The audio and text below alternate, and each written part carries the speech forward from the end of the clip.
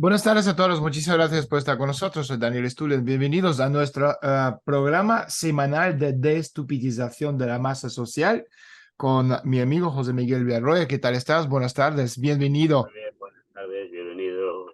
Un placer como cada miércoles.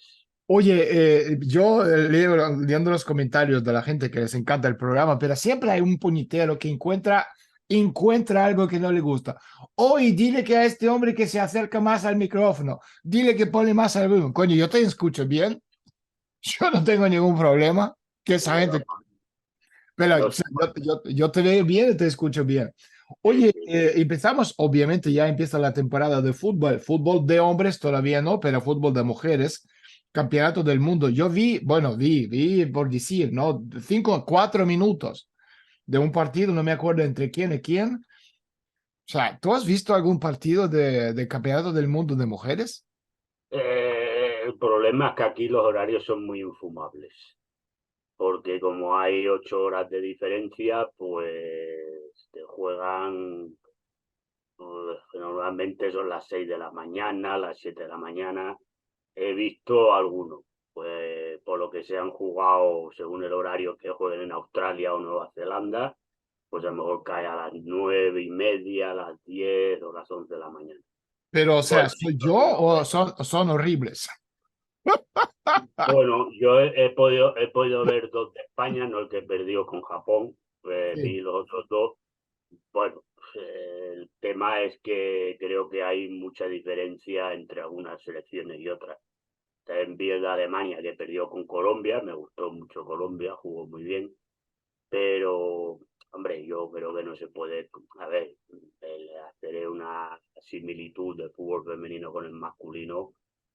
Yo Y creo que haya ningún, y jugadores ningún deporte, ningún ningún deporte. deporte, hombre, por el tema ya hormonal y demás, Y te van a pues decir las todo feministas cambia. que somos racistas, que somos cualquier cosa. Sí, bueno, pero a ver, yo fui de los primeros que escribí de fútbol femenino en España. Después ya me quitaron, pues como cuando lo pusieron ya oficial, pues la mayoría de los que hace son mujeres de fútbol femenino, pero yo fui de los pioneros que escribió de fútbol femenino en España. ¿Y qué Mm, escribiste? No, bueno, hacía en aquella época el Español era el equipo más importante, el que ganaba siempre. Bueno, veía los ¿Así? partidos y hacía alguna crónica sobre todo del Español, pues no tenía el Barcelona, tenía un equipo muy puntero en el fútbol Ah, no, sí, femenino. sí, el fútbol femenino sí, nacional sí, Barcelona es número uno. Y Ahora, pero al sí. principio de todo, el equipo más importante era el Español de Ah, Barcelona. Español de Barcelona, sí, Español de Barcelona, Y sí, sí. luego ahora es verdad que es el Barcelona, porque mete mucha pasta, para ver de dónde la saca, pero mete mucha pasta en el fútbol femenino. Pero no, hombre, yo me parece bien que la gente juegue, No, pero pero que que la gente no es juega, lo pero no mismo. es atractivo, o sea, Y no en la es. Bundesliga, bueno, hombre, creo que, a ver, tú cuando vas a ver un partido de fútbol femenino, creo que tienes que tener claro de que El digamos, la fútbol de intensidad barrio, vamos, el fútbol de barrio. es diferente, ¿no? Entonces ahí, pues aunque haya muchos jugadores, que es verdad que ha mejorado mucho a nivel de calidad y a nivel técnico ha mejorado mucho, pero es verdad que sigue teniendo, hombre, mucha diferencia con el fútbol masculino. Yo procuro seguir, alguna vez no lo puedo ver siempre, pero bueno, siempre veo como hago la Bundesliga masculina, pues procuro ver a veces algún partido de la Bundesliga femenina, sobre todo cuando juega el Bayern contra el Wolfsburgo, que son los equipos más potentes en el fútbol femenino alemán. Y bueno, yo creo que es diferente. Pero la Eurocopa sí que la seguí, pues, más o menos. La Eurocopa que se hizo sí que la seguí, que la ganó Inglaterra, que se la robaron a Alemania en la final. Sí que la vi, esta sí que la seguí prácticamente todos los partidos, pero el Mundial el problema son los horarios. Oye, y el tema de pago, o sea, es decir, tenemos un Cristiano Ronaldo, un Mbappé, uno de estos que ganan cuánto, 500. No, no, no, ¿Cuánto esto ganan las mujeres por ganar? en el fútbol femenino, olvídate. Fútbol Oiga, femenino ¿qué está, sueldo tiene esa gente? a ver, hombre, en Inglaterra pagan más, pero aquí en Pero España, más, ¿cuánto es eso? hombre, a ver, comparado con, a ver, hombre, si por ejemplo una estrella de la Premier masculina, pues está ganando a lo mejor 30 o 35 millones de libras o de euros, pues una mujer a lo mejor está ganando 3 o 4 o 5, las demás O ganen. sea, la diferencia es una La magnitud. diferencia es brutal, e incluso a nivel de selecciones no les pagan lo mismo por ganar, por ejemplo, en el caso de Alemania. Esto lo conozco porque hubo un escándalo y hubo protestas importantes. Por ejemplo, en el Mundial de Qatar, pues Alemania si ganaba el Mundial tenía unas primas por ganar. En cambio, en este Mundial las jugadoras no tienen primas. Si ganan el Mundial, pues muy bien, ¿no? Se acabó. Pero Cobrarán lo el tema de pago, o el sea, pago incluso, pero es verdad que están ganando mucho más que al principio. Yo te digo, cuando empecé, la mayoría de jugadoras, pues, a ver, pues muchas se tenían, si querían tener un futuro laboral o poder, por ejemplo, independizarse y comprarse o alquilar un piso o lo que sea, tenían que trabajar en otra cosa. Hoy es está verdad claro. Pero tú que miras el está tema todo muy de tenis. unificado. Fíjate, el tema de tenis, las mujeres quieren el mismo pago que hombres. Pero, o sea, primero tú juegas 2 de 3 y no de 3 de 5 y los Grand Slam.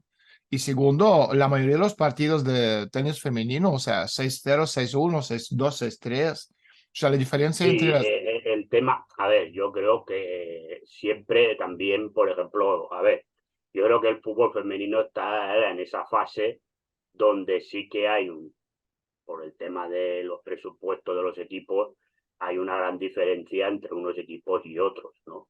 Yo creo que eso pasó en todos los países.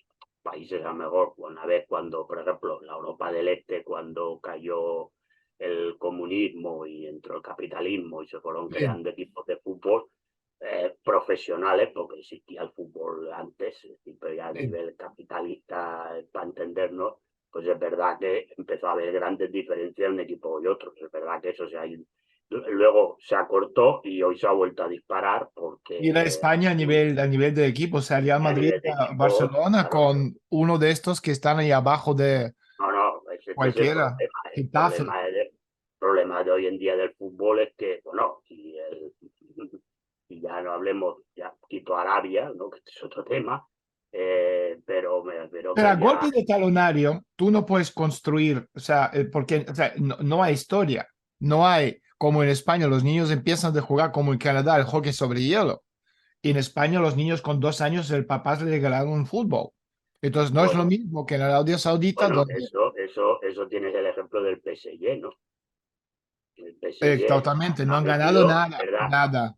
es verdad que gana la Liga Francesa, pero en la Champions no gana nada, ¿no? La Liga Francesa ganamos nosotros jugando con 4 tipos jubilados del barrio.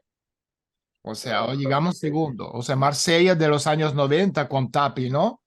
Pero sí. también aquel era un chanchero, el tipo este. Bueno, amigo de Mitterrand y compañía, ¿no? Yo me acuerdo porque yo en esa época trabajaba, bueno, trabajaba con más tarde, con Berlusconi, con la gente de crear esta Superliga Europea, que a mí me siempre pareció una idea fantástica, porque tú tenías, como ahora mismo, tú tienes los equipos de primerísimo nivel, Madrid, Barcelona, quizás Atlético, ¿sabes? De este nivel, Bayern Múnich y tal. Y después tú tienes el resto que están, bueno, ahí al fondo de la división, que no pueden ganar ningún partido jugando en Bernabéu o en Camp Nou contra estos equipos, ponen 11 en la portería, que es una... O sea, ¿quién quiere ver un partido así? O sea, 90 minutos de unos intentando de morir. Tú o yo peleándonos contra Mike Tyson. O sea, Sí. ¿cuánto vamos a durar? Cuando nos pillan, pues se acabó. Bueno, pero yo pienso que también, a ver, es verdad que si tú dices, bueno, a nivel luego televisivo, claro, la gente va a ver el Es Madrid Bayern, entretenimiento, porque al final es pero entretenimiento. también te digo una cosa, si cada día ves el Madrid Bayern, también a la gente la aburre. No lo sé, porque yo te puedo decir, Sí, sí, mira, porque cuando, por ejemplo, aquí en España cuando estaba Mourinho de entrenador en el Madrid, hubo un momento que al Madrid y al Barça jugaron como 6 veces seguidas. pero era divertidísima, no me digas que no Sí, era pero divertido. los últimos partidos, las audiencias televisivas fueron muy malas. Mira, Toda la yo te gente, digo la que en gente el hockey, saltó. mira, en los NBA, aquí en América del Norte, los NBA, cuando tú tienes los playoffs, se juegan mejor de los 7 partidos, audiencia a tope, porque la Pero gente, en la pues, tú tienes final, la rivalidad a pero, máxima. pero en la final, No claro. necesariamente en los playoffs, porque tú tienes los Bueno, pero puntos de... ahí viene la cultura del playoff. Es también es cierto, sí. Entonces, claro, tú tienes una cultura de playoff. Entonces la gente entiende que que es un tal. Pero, por ejemplo, aquí, pues, claro, si tú a la gente le metes de golpe 6 partidos prácticamente seguidos de un Barça-Madrid, como pasó aquel año, al final la gente se harta. Es Yo decir, porque no lo sé, quizás, pero yo sí, me sí, acuerdo de estos partidos. sí, Puede porque, ser. a ver, hoy en día, tú fíjate que, por ejemplo, dices, el Madrid y Bayern, el Madrid y el Bayern hace años que no juegan juntos en competición oficial, Y me a lo mejor encantaría juegan verlo. amistosos. Sí. Claro, pero ¿por qué la gente le interesa verlo? Porque hace tiempo que no juegan. Pero si cada 15 o 20 días jugaran Madrid-Bayern, pues Pero llegaría un cada momento 15 que días no, pero a desde la luego. gente le daría igual, es decir, ya diría, Pero bueno, fíjate, en la NBA tú tienes, los equipos juegan 4 veces uno con el otro en la temporada regular y después en los playoffs pueden jugar 7 veces más. Y yo te digo que también es cierto lo que estás diciendo, que es un tema cultural, pero bueno. Oye, vamos a hablar de temas, bueno, porque claro, nuestra audiencia intelectual están ahí diciendo, carajo, ya deja de hablar de fútbol. Y cuanto más nos van a decir, exigir que dejamos de hablar del fútbol, como somos seres independientes y libres, vamos a seguir hablando de fútbol con mucho gusto y divirtiéndonos. Oye, te quería preguntar, ya hemos tocado el tema de las elecciones. Yo te digo una cosa, José Miguel, que nuestro análisis de las 2 últimas semanas del último programa, yo llamé las elecciones en España post-mortem. O sea, infinitamente más interesante que cualquier otro análisis que yo he visto en las redes sociales de los medios españoles. Así que, o sea, si nos vais a seguir, nos vais a seguir porque lo que estamos contando no tiene igual en ningún canal de televisión. Oye, yo te quería preguntar, fíjate que estamos llegando a esta era bueno, del fin del mundo unipolar, o sea, el periodo ejemplificado, digamos, por la dominación conjunta de estas élites capitalistas y global occidental. O sea, ¿tú cómo ves? ¿Cuáles son los obstáculos con los que los antiguos y nuevos jugadores geopolíticos tendrán que lidiar en el futuro muy próximo para poder redefinir su futuro? Porque estamos viendo este río cómodo a nivel planetario. bueno, a ver, es verdad que está habiendo un nuevo realineamiento a nivel mundial, ¿no? Digamos que esa hegemonía estadounidense, porque digamos que luego la OTAN es lo que hace seguidismo de lo que dice Sí, Estados Unidos, pues está cambiando y empiezan a surgir actores, es decir, por un lado, bueno, yo creo que más que multipolar sería bipolar otra vez, ¿no? Porque estamos hablando de luego un polo que sería China-Rusia, Rusia-China, como yo creo que sería más China-Rusia pues, en este aspecto, y luego una serie de países, pues, que se están alineando en ese polo, están dejando un poco el polo americano para alinearse en ese polo chino-ruso, ¿no? Eh, bueno, yo en estas cosas del mundo multipolar y unipolar y demás, bueno, a mí me parece bien que las decisiones se tomen cuanto más agentes mejor, es decir, no tener que estar aguantando el imperialismo yanqui porque sí. Pero tampoco creo que eso sea solución al final nada de la vida de la gente. Porque, a ver, vamos a ver, aquí, como se dice en España, nadie da duros a 4 pesetas. Y, y por lo tanto, quien te va a ayudar, algo va a buscar. No te ayuda por un altruismo. A ver, ni China ni Rusia son el bloque comunista, está que lo claro. hacían evidentemente por interés, porque también había intereses, no vamos a decir que la gente se movía por el gran idealismo, internacionalismo, proletario y todo eso. Pero dentro de ese interés, que había interés, pues es verdad que también había la parte ideológica del internacionalismo proletario, ¿no? Y por ejemplo, yo la RDA, que cuando tú conoces más el caso de la Unión Soviética, yo el caso de la RDA, por ejemplo, cómo se ayudó a Chile, sobre todo cuando golpe de Estado, cómo se sacó a mucha gente del Partido Comunista o del bloque de Y Allende África, no olvidemos de de África. África y cómo se ayudó. Y a muchas veces esa ayuda no iba acompañada de que me regalen o yo tener una actitud preferente comercial en ese país, ¿no? Pero ahora, a ver, yo creo que la gente va a lo que va. Es decir, yo creo que los recursos del mundo pues cada vez están más contados, son más finitos, más necesarios. Y lo que se va a buscar es controlar las regiones donde los hay. Hombre, yo por lo que sé, donde está China no es que la gente haya mejorado la vida. Me refiero, Tienes no, 1.000 millones de personas que siguen no, viviendo en una pobreza pero absoluta. no me refiero ya a China en sí, me refiero a donde va China a inversiones, por ejemplo, en África, que se está hablando tanto de África por el Bien. discurso del señor Traoré de Burkina Faso. Bueno, donde está China, y eso no es que lo haya denunciado las ONG, que las ONG ya sabemos quién las paga, sino gente que está más cerca de lo que tú y yo pensamos que de lo que piensan las ONG, de la actitud de China en algunos países donde está apoyando a grupos que son de dudosa moralidad, por dejarlo aquí así, ¿no? Con explotación minera y explotación de más y prohibiendo que la gente se sindicalice. Bueno, aquí en Europa, por ejemplo, el puerto del Pireo en Atenas lo gestiona una empresa estatal china, pagan una basura a los trabajadores pusieron huelga y la empresa llamó rápidamente a las fuerzas del orden griego para que repartieran jarabe de pago, ¿no? Entonces, es decir, el mundo, a mí la geopolítica me parece importante, pero yo creo que lo importante es la vida de la gente. Y entonces yo no creo que estas alineaciones vayan a cambiar la vida real de las personas.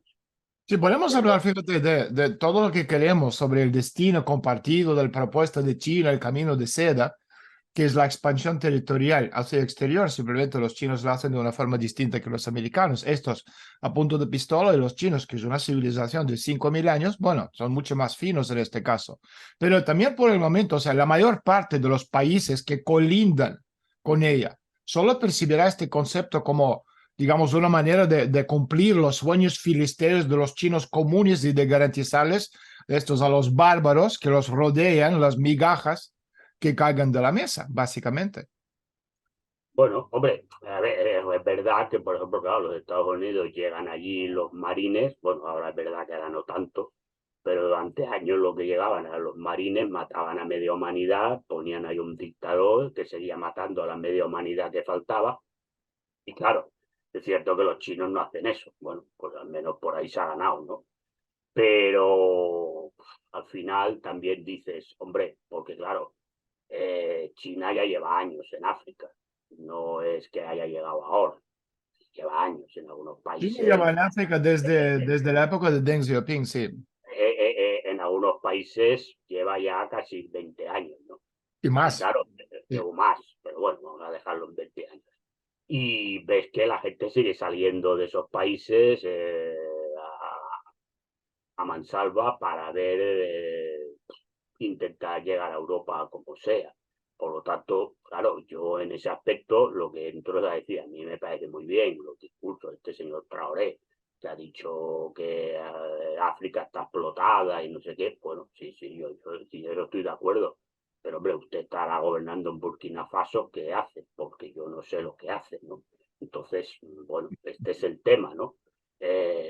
Claro, entonces, Sí, bueno, fíjate, si estamos hablando de yo creo jugadores. que estamos en esa fase que diría Lenin de la fase del imperialismo, ¿no? Yo creo que estamos en peleas de países que quieren controlar las riquezas y ya está, que uno lo hace más bestia porque te enviaba a los marines o te enviaba a la sexta flota y te destrozaba vivo, y otros lo hacen de forma... A ver, yo creo que China y Rusia hacen el papel del poli bueno, poli malo, ¿no?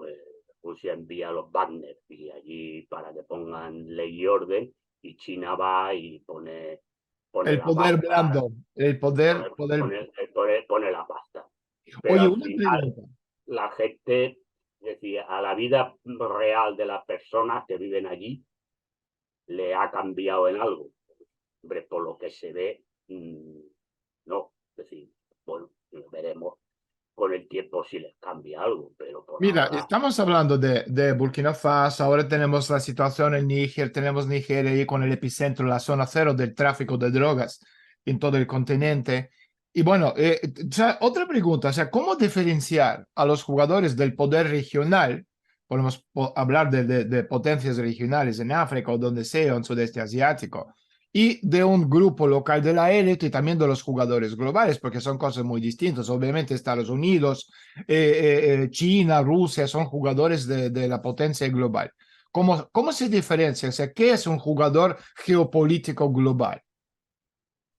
bueno, el geopolítico global es el que piensa en la dominación, aunque sea económica, del planeta. Es decir, es verdad que hombre, es difícil, pero al menos ser la potencia que dicte, o bueno, la potencia que dicte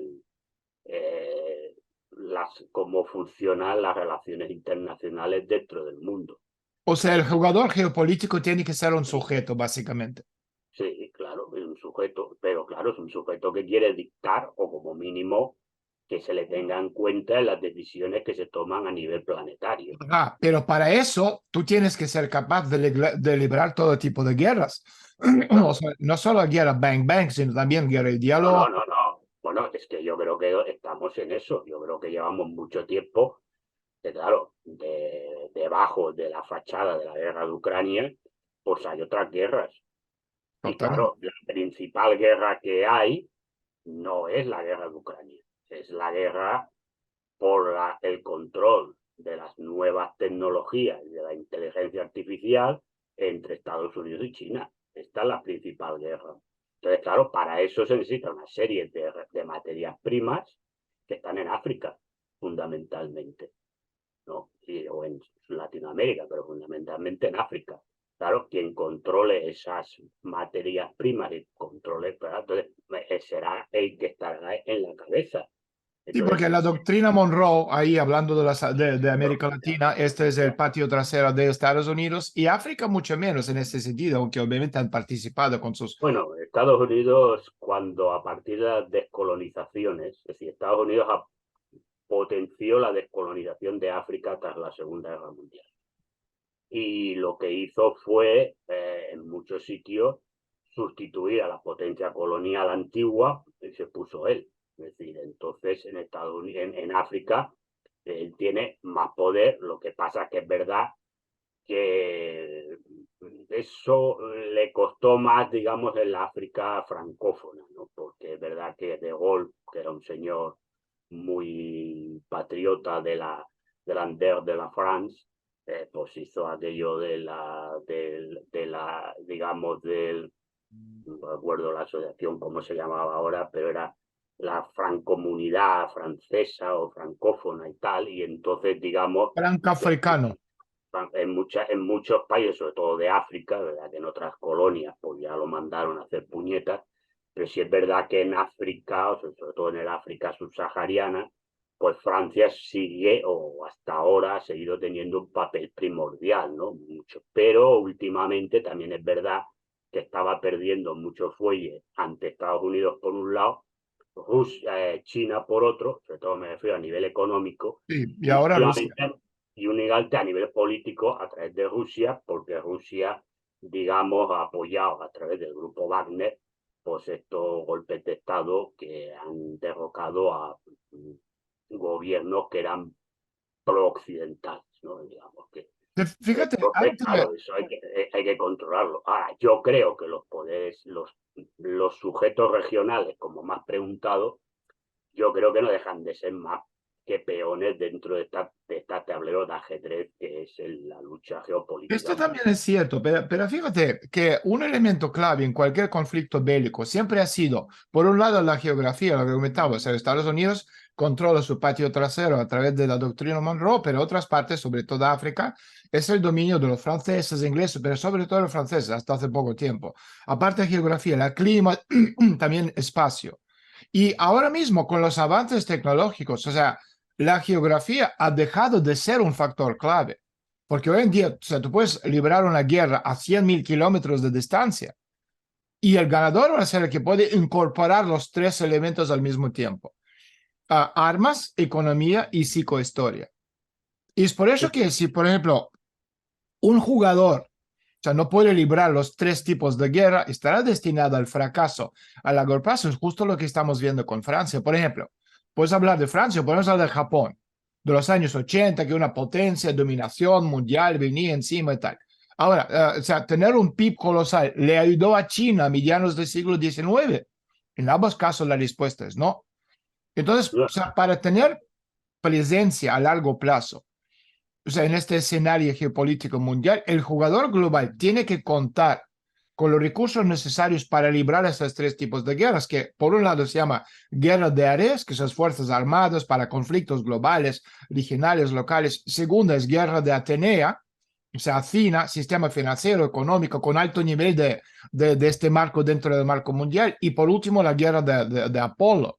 Es una proyección, o sea, una idea, digamos, única, no significativa para el mundo, lo cual será el recurso para esta guerra psicohistórica.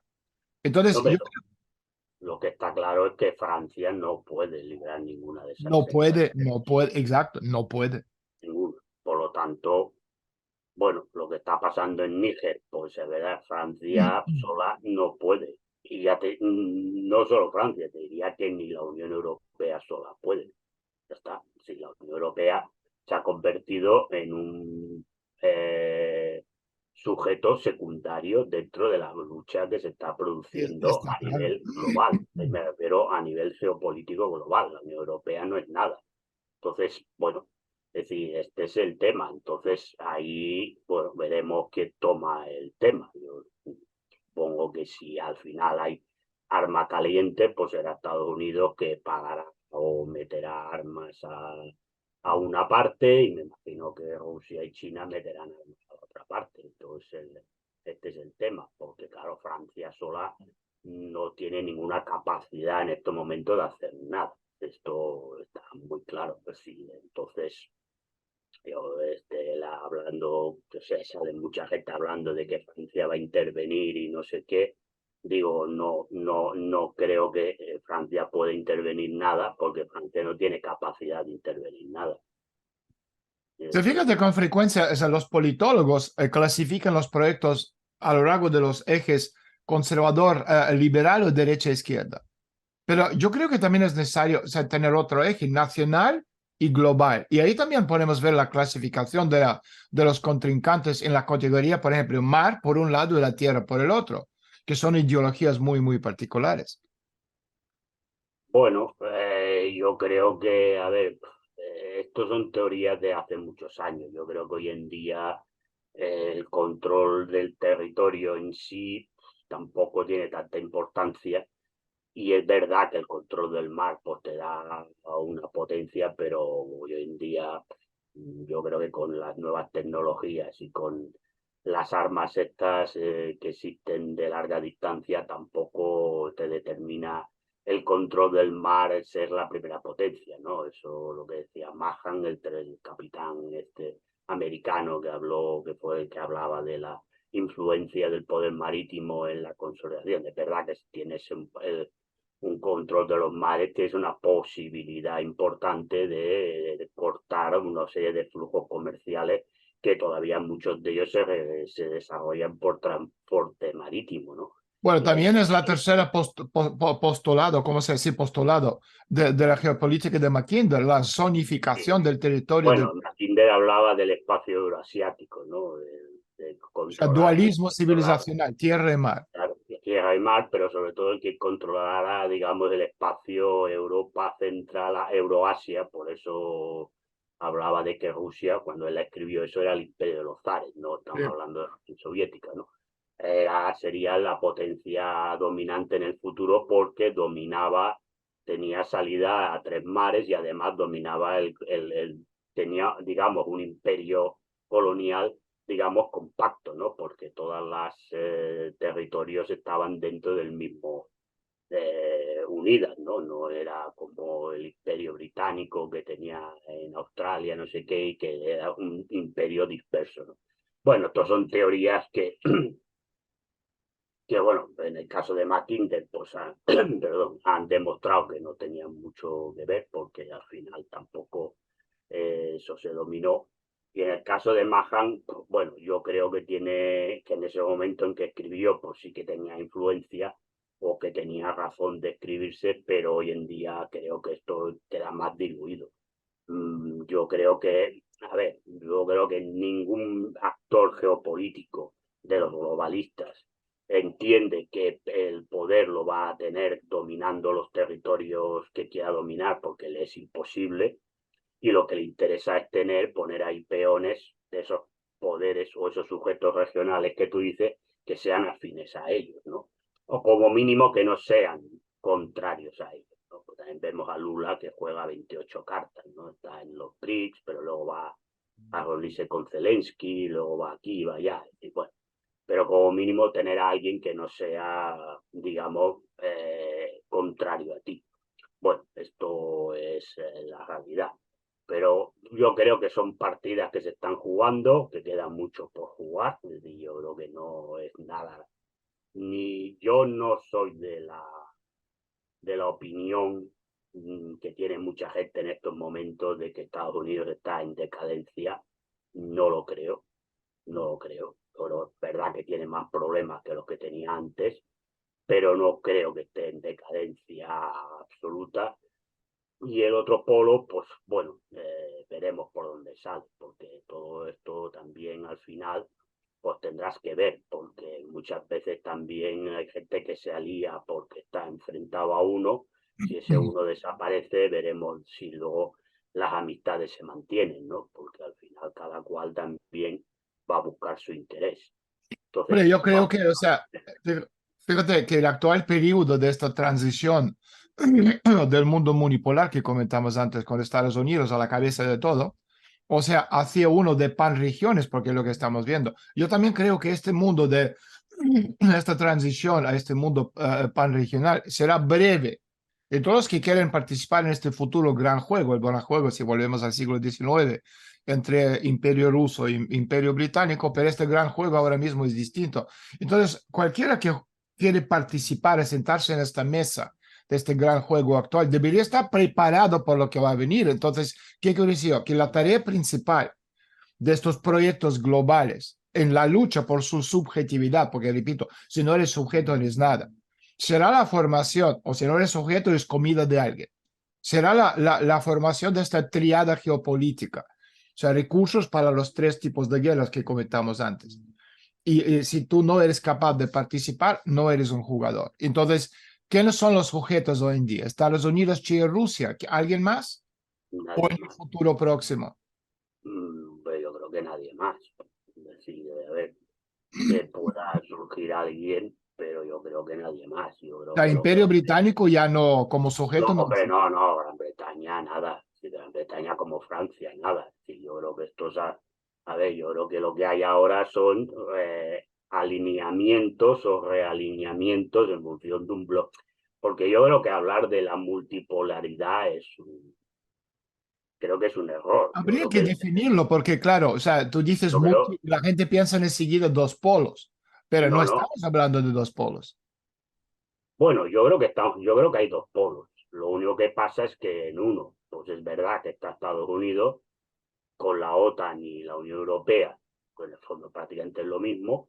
Bueno, es verdad que dentro de la Unión Europea y de la OTAN pues hay diversos matices, pero en el fondo nadie se ha salido de ahí por ahora.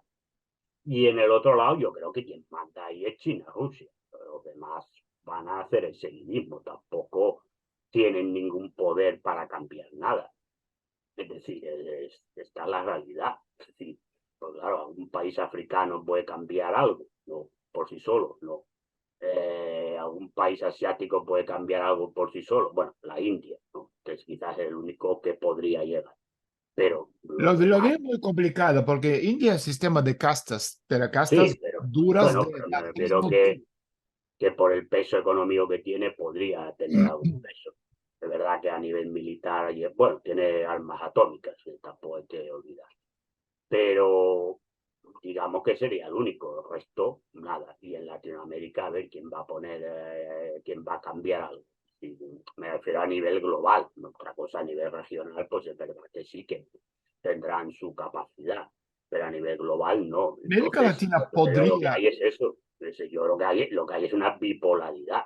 Ahora, que luego esa bipolaridad dentro de cada bloque, pues hay matices y hay formas y tal, pues, pues sí, pero a ver. Pero mira, yo en estas cosas de la geopolítica, yo sé que hay muchos comunistas que ahora están viendo el fin del imperio y no sé qué, no sé cuánto. Yo como soy historiador ya y además ya tengo una edad, siempre me recuerdo las palabras de Otto von Bismarck, que fue canciller de Alemania durante 1000 años, ¿no? Que decía que toda la política era hipocresía y la política internacional el doble de hipócrita. Por lo tanto, lo que hoy parece revolucionario y no sé qué, mañana puede quedar en agua de borrajas. Porque si a todo el mundo le interesa, pues se pondrán de acuerdo y punto, ya está, sí, porque esta es la realidad. Él hablaba de la política exterior como la real política, que traducido es la política pragmática. Y la política exterior es muy pragmática. Y vuelvo a decir, en el bloque comunista, donde estaba enfrentado el bloque occidental, pues la política exterior era la más pragmática de todas las políticas Está que claro. existían en ese bloque. Por lo tanto, que la gente tampoco espere que aquí vaya a haber ninguna revolución, ni vaya a haber nada, y que lo que hoy parece que sea muy revolucionario, mañana o pasado mañana puede acabar en nada, porque al final, pues, aparte, hay los lobbies de presión, hay muchas cosas dentro de cada país, y al final, pues tampoco interesa mejor llegar a determinadas cosas. Entonces, yo a la gente lo que le digo es que no se emocione tampoco con estas cosas, porque al final se impone, ¿no? El tema, ¿no? Pues bueno, pues es la realidad, ¿no? Y lo estamos viendo. Es decir, porque fíjate, vamos al tema Ucrania, ¿no? Oh, tal, oh, que Rusia, no sé qué, Estados Unidos enfrentado. Bueno, y Estados Unidos y Rusia siguen hablando cada día, cada día. Fíjate, ahí Entonces, vean, no hablará Biden y Putin, pero hablarán por los que el tienen que hablar. director de la FSB y el director de Y la claro, CIA los que tienen que americana, hablar. Y el las día que les series, interese, se Estado pondrán de Profundo. acuerdo, se acabará el rollo, porque ya salió hoy Estados Unidos, propio Estados Unidos, diciendo, hombre, que están muy contentos porque parece que Rusia va a volver a sentarse para el acuerdo de cereales y no sé qué, no sé cuánto. Si lo anuncia Estados Unidos. Entonces, por eso te digo, y le digo a la gente que tampoco espere de esto un gran cambio y que el mundo mañana vaya a ser maravilloso y genial y todos vayamos a vivir magníficamente, porque esto es un juego de intereses de los países. Y Como tú punto, dices, y de ya los está. señores del cortijo. Los amos del cortijo. Y por lo tanto, a la gente de la calle, esto pues ni les va a llegar ni les va a dejar de llegar, simple y llanamente, punto. No hay más. Es decir, Tú estás, tú como historiador, tú estabas hablando de estas fases, ¿no? Fases históricas. Bueno, podemos también hacer un paralelismo de la antigüedad hacia la actualidad. O sea, yo creo que es bastante obvio que los organismos políticos, bueno, en diferentes etapas de la historia, tenían diferentes escalas, igual que estamos viendo ahora.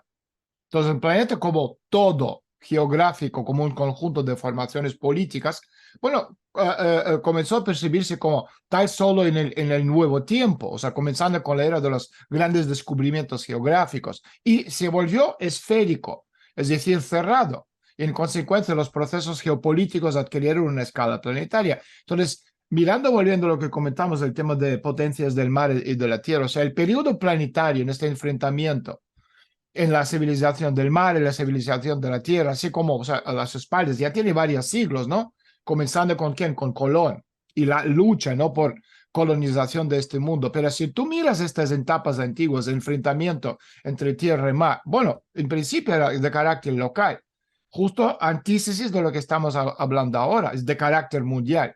Entonces tú tenías en esa época, o sea, hablando de varios conflictos. Por un lado, enfrentamiento entre Atenas y Marina y la tierra que era Esparta, que se expresó vividamente en esta larga guerra de Peloponeso. Después tenías la guerra púnica, Roma, tierra, Cartago, mar, la República de Venecia como expresión de esta pura talasocracia. Después la creación del imperio holandés, que es el imperio del mar, y obviamente el enfrentamiento entre España, que ha adoptado la identidad de la tierra, y mar, que era Gran Bretaña, con su transformación paulatina en este único soberano, ¿no?, de los mares y del imperio oceánico del mundo. Entonces, ahora mismo, extrapolando esto al día de hoy, o sea, hablando también de los tres tipos de guerra, ¿esto cómo se define en el futuro? ¿Cómo se gana? Si en el pasado tú tenías tierra-mar, ¿y ahora qué vamos a tener para definir este enfrentamiento? Bueno, a ver, yo creo que esa se sigue manteniendo, el tema tierra-mar se sigue manteniendo, pero yo creo que hay que añadir, pues, quien controle la tecnología, porque el mundo en el que estamos viviendo cada vez más es más tecnológico, por lo tanto, será el que esté a la cabeza de la tecnología que esa es la guerra. Lo que pasa es que, a ver, vamos, si nos centramos en temas estrictamente militar, que controla todavía tierra-mar es Estados Unidos. Por eso digo que no estamos entrando, cuando se habla de la decadencia de Estados Unidos y demás, yo lo pongo entre comillas. Sí, es verdad que Estados Unidos tiene muchos problemas. Yo creo que tienen más problemas internos que externos. Yo creo que internos tiene muchos. Pero que a nivel Pero de también lo la que... Unión Soviética se desmontó por dentro, o sea, es decir, Por no eso, bueno, el una problema, forma de bueno, destruir. eso ya lo decía Clausewitz, ¿no? Que a lo mejor en la guerra también hay que buscar la corrupción interna. Cuando él hablaba de la corrupción interna no hablaba de que robaran los gobernantes, que posiblemente también, pero se refería a los problemas internos que tiene la nación. Tienes Entonces, metástasis total de todo. claro, yo creo que el problema de Estados Unidos fundamentalmente es interno, pero que no deja de tener una, digamos, potencia militar que está por encima del resto. Pero ¿Qué volviendo ocurre? otra vez a la Unión Soviética, que en ¿Qué 1991 ocurre? era, Claro, ¿qué ocurre? Claro, que Estados Unidos, igual el problema es que no puede mantener una guerra en diversos frentes y los otros pues mantendrían una guerra en un frente, ¿no? Pero hoy en día está probando todo esto que tú dices, digamos, quien controla esto es Estados Unidos todavía, ¿no? Hablando del concepto tierra-mar es Estados Unidos. Otra cosa ya será el tema con quién controla el futuro tecnológico de la nueva tecnología, que ahí es donde está el enfrentamiento fundamental entre China y Estados Unidos, que se deviene a un conflicto, digamos, entre comillas, antiguo, con la excusa de Taiwán o excusa de este tema. Pero en la realidad es la guerra y el enfrentamiento por quien controla el futuro, quien controla, por quien controle realmente las tecnologías, las nuevas tecnologías, será el amo del mundo, será el amo del mundo. fíjate, la Entonces, última pregunta, porque yo sé que tienes que irte. O sea, ¿qué cantidad de la ideología? Porque una de las cosas que está pasando ahora mismo con Estados Unidos es lo que pasó con la Unión Soviética a finales de los años, bueno, a finales de los años 80 era el fin del fin. O sea, la falta de ideología, no teníamos este concepto ni este concepto, o sea, la parte conceptual. Y en Estados Unidos estamos viendo lo mismo. O sea, ¿qué cantidad de la ideología que puede proponer un proyecto resulta aceptable o atractiva tanto para la gente como para la élite, no solo para individuos concretos o para un grupo religioso? Por ejemplo, vamos a hablar de Islam, ¿ok? Que te ofrece idea de justicia, pero solo para los musulmanes. o para ser más preciso, la justicia se declara para todos, por supuesto, pero lo importante no es cómo se declara, sino la manera, digamos, en que percibe esta justicia el mundo. Entonces, ¿tú crees que o sea, el mundo de Islam, teniendo esta ideología fuerte y la parte conceptual también, podría levantarse? Hemos hablado de América Latina, hemos hablado de Eurasia, pero, o sea, el proyecto Islam, ¿tú crees que puede levantarse a nivel ideológico y hacer otro polo a lo que estamos hablando? El problema del Islam es que está dividido. Y entonces, a ver si se unieran los diferentes países que Pero tienen ¿cómo la... vas a hacerlo? Suní y chiitas, o sea, No, bueno, ya no solamente suní y chiitas, es que dentro del mundo islámico entre países hay muchas diferencias, ¿no? Porque incluso dentro de los sunitas están los wahabitas, que son de Arabia obvio, claro que sí. Saudí, entonces, claro, el problema del Islam es que es muy complicado que se una bajo la bandera del Islam y olvidándose de las diversas ramas del Islam. Entonces, claro, el problema, si lograran esa unión, hombre, bajo la bandera del Islam, Y hay varias banderas, hay y bandera varias negra de negra, Islam. entonces sí que sería un polo, y posiblemente sería un polo bastante potente. Pero claro, el problema del Islam es este. A ver, yo ideológicamente ahora, a ver, que ideología tampoco hay ninguna, más allá de la globalista y de la que se enfrenta al globalismo desde un punto de vista, bueno, de mantener las identidades patrias, ¿no? Pero bueno, todo eso ya entrará en el régimen personal de cada uno, en donde esté, o no esté en ninguna, como es mi caso. Yo ni estoy en la globalista, ni estoy en la patriótica de Vox o de Trump, ¿no? Yo defiendo, es verdad, estoy en contra del globalismo, pero defiendo otra cosa. Entonces, esto es lo que hay. Bueno, claro, la gente se identificará con lo que se quiera identificar. A ver, yo creo que a nivel de países, los países que han sufrido, evidentemente, durante muchos años la intervención estadounidense a macho a martillo, bueno, pues ven como liberadores a China y a Rusia. Pues claro, esto estos polos, digamos, es atractivo en estos momentos. Veremos más adelante si deja de ser atractivo o no. Esto ya se verá con el tiempo. Sí, Lo que pasa es verdad que, claro, que si te venían los marines y te destrozaban y vienen los chinos y te construyen un hospital, pues hombre, por ahí ganas, ¿no? Entonces, es más atractivo de entrada, ¿no? Esto es verdad, aunque luego la expoliación de las materias primas sea la misma, ¿no? Y ahí sí que no hay diferencia ninguna entre el uno y el otro. Lo que pasa, claro, es decir, al final a lo mejor piensas, bueno, ya que me van a mandar, bueno, si este me manda con mano de seda y el otro me manda con mano de hierro, pues a lo mejor me quedo con el de mano de seda. Esto es lo que hay.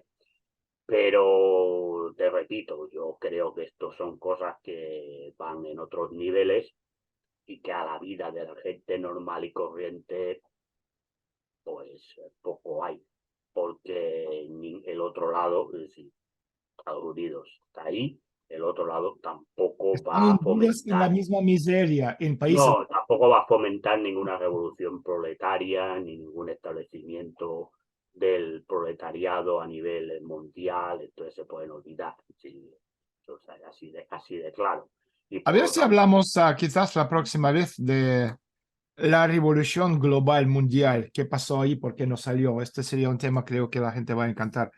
Oye, como siempre, muchísimas gracias. igualmente, Daniel, un placer. Igual, De un verdad, fuerte abrazo. un Oye, abrazo. antes de terminar, siempre me he oído decir lo que la gente pregunta. Aparte de nuestra página de YouTube, que es gratuita para todos, Daniel Stullen, tenemos también la página en inglés, Daniel Stullen International, y la página bueno, de tanto informe semanal de inteligencia conceptual para suscriptores como canal TV para suscriptores. Esto está en la página www.stullen.media y mañana entrevistamos a Víctor Bout, supuestamente el peor traficante de armas de todos los tiempos, liberado por Estados Unidos a cambio de esta transexual jugadora de baloncesto negro. Y, No me acuerdo cómo se llamaba la tipa y algún otro, tampoco me acuerdo. Pero bueno, esto es en nuestro canal, Estudio.media. Y los que están suscritos también vais a tener acceso a mi canal privado de Telegram, entre muchas otras cosas. Así que, José Miguel, muchísimas gracias. Y como Muchas siempre, gracias, Daniel. Nos un vemos. abrazo. Un abrazo.